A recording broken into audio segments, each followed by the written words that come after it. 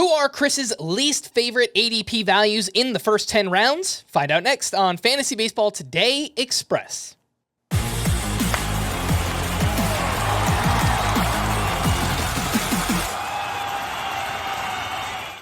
Welcome into FBT Express on Saturday, March 15th. I am Frank Stanfield, joined by Chris Towers. We are taking a look at Chris's least favorite ADP values in each of the first 10 rounds.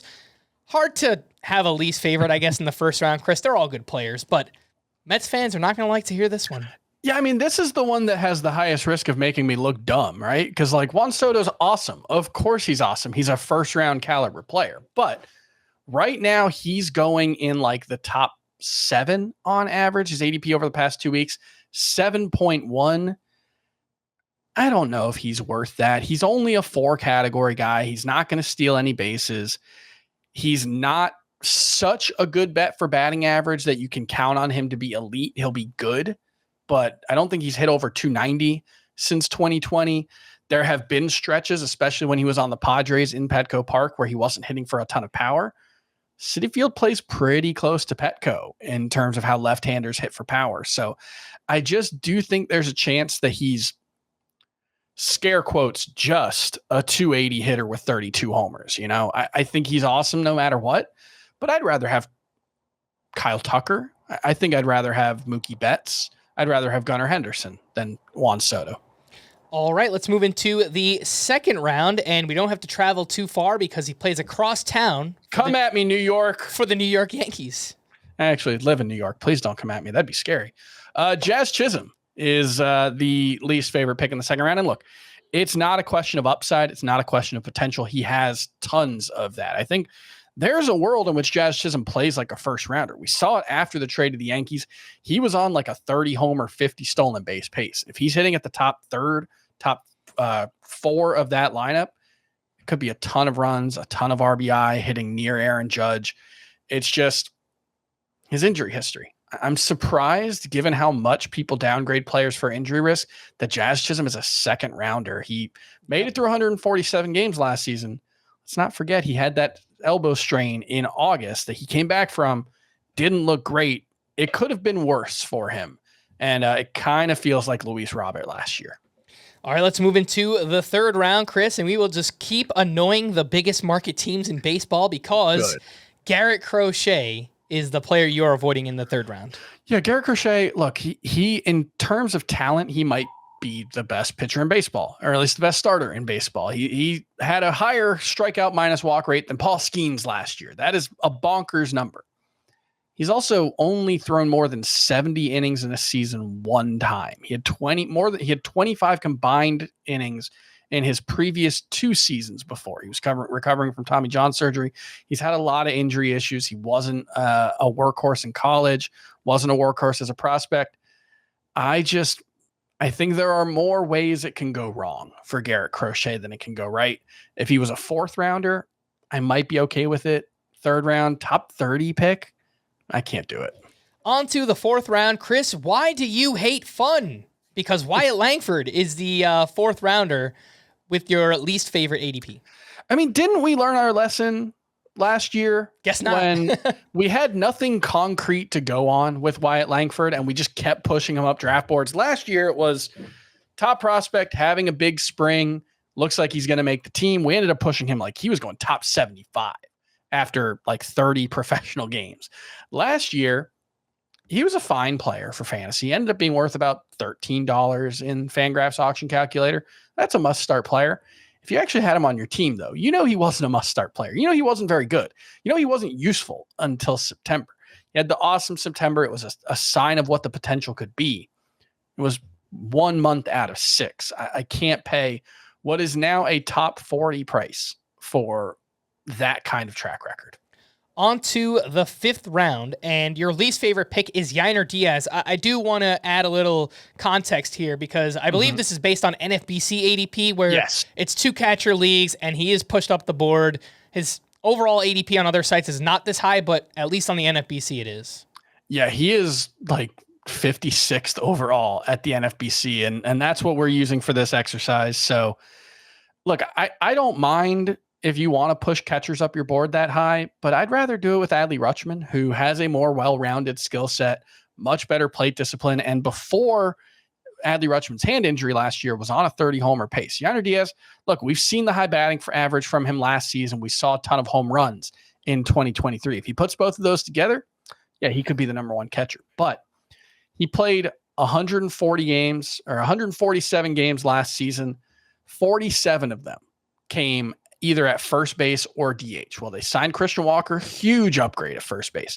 And the Astros are starting to talk about, or are talking about, playing Yordan Alvarez as much as possible at DH. I just don't know where he's supposed to get 600 plate appearances, and I don't know how you can justify Yainer Diaz as a top 60 pick and the number 2 catcher without that. All right, let's take a break, and we'll be back right after this. One of golf's elite courses, Quail Hollow, hosts the game's top players at the PGA Championship this May on CBS. Welcome back in, FBT Express, taking a look at Chris's least favorite values by each round, the top 10 rounds we're looking at, and we're into the 6th round where Wilson Contreras, Chris, the hype just continues to grow. He's playing first base. We loved him coming into the offseason, but the ADP just keeps climbing. I thought I liked him. I thought I loved Wilson Contreras. He might have been, was he one of my players that I loved? I can't remember. He might have been when we did that exercise on the podcast. He's a top 70 pick in NFBC drafts. He is the number 5 catcher, I believe. I don't know, man. I know he's playing first base, and the hope is that will keep him healthier than he has been in the past. And yeah, he'll avoid the nicks and bruises that come with playing behind the home plate. More than nicks and bruises. He fractured his forearm on a backswing last year. But this is still a 33-year-old who has missed plenty of time with hamstring, knee, groin injuries that aren't necessarily the result of playing catcher. So I'm excited. I like it as a top 100 pick, as a top 75 pick, not so much. All right, let's move on to the 7th round where you have a player who missed all of last season, Matt McClain. Yeah, and we're talking about these NFBC leagues where if you've ever been on the IL, if you've ever been to a doctor, we seem to downgrade you by like 3 rounds. And then we have Matt McClain, who his 2023 season, his rookie season, ends with an oblique injury that was still bothering him last February, 5 months later. He wasn't fully cleared for the start of spring training. And then he suffers a shoulder injury that requires surgery, then a rib injury that ended his season last year. 2 straight season-ending injuries, 3 injuries overall, and we're talking about him as a top 80 pick. I get that he hit 290 as a rookie, was on a 25-homer, 25 stolen base pace. The underlying numbers were not quite as impressive as all that, but I still think he can be a pretty good power speed guy. It's worth it around the 100th pick, not where he's going. Into the 8th round, and Chris, you must not be a fan of Game of Thrones because the Mountain is your least favorite pick. Yeah, he's still looking for his pre-injury velocity, coming back from 2 separate elbow injuries that cost him all of the 2024 season. We're talking about Felix Bautista, by the way. Felix Bautista, yes. The Baltimore Orioles would-be closer. He won't pitch on back-to-back days. They've already said that to start the season. He actually isn't even guaranteed to be on the opening day roster. According to a recent quote from Brandon Hyde. I think he will be, but it's not a guarantee. His velocity's been about 2.5 to 4 miles per hour down. I think there's still plenty of upside here, but he's got to be closer to 120 in drafts. All right, into the 9th round, and someone I thought you liked entering this draft season, Chris, but your least favorite, Christian Yelich. The more I started looking into it, maybe he'll be fine coming back from back surgery. It's just, do I really want to bet one of my most valuable assets on a 33-year-old coming back from back surgery? He played at an MVP level. He played at a first-round caliber level last season. And if he's still that guy, this could work out really well. It's just 33-year-olds coming off back surgery don't tend to get better as they get into their mid-30s, you know? Yeah, let's move into the 10th round, the last one we'll talk about today. And your least favorite pick is the only closer that we're going to talk about today. Yeah, and kind of the only surefire closer we drafted on a team that we drafted together. Surefire closer. During our mega draftathon. Robert Suarez, the Padres closer, who even at the best of times, he's less than an elite closer because you just don't get the strikeout rates with him. He's below a strikeout per inning, and he's so fastball dependent. He threw his four-seamer and sinker combined like 90% of the time last year. I think it was 87% actually, that any even small dip in effectiveness of those two pitches could be completely disastrous. It just feels like there is a razor thin margin for error. His velocity is down this spring, and he's got really, really good relievers behind him on the Padres, and Jason Adam and Jeremiah Estrada, who can very much step in as the closer if something goes wrong for Suarez. I think he should be pretty good, but there's some disastrous downsides here. All right, for more extensive fantasy baseball coverage, listen to our full-length podcast, Fantasy Baseball Today, on Spotify, Apple Podcasts, or anywhere else podcasts are found.